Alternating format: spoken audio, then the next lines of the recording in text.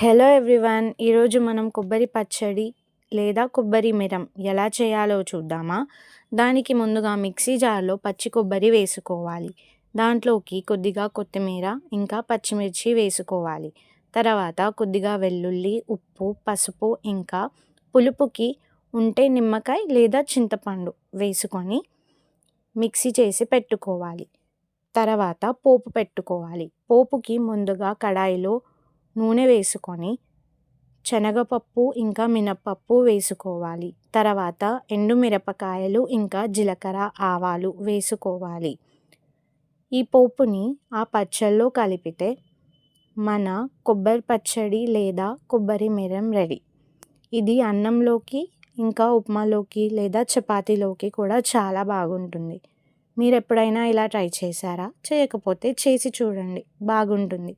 నచ్చితే like, share and subscribe చేసి వెళ్ళొచ్చు కదా. Thank you.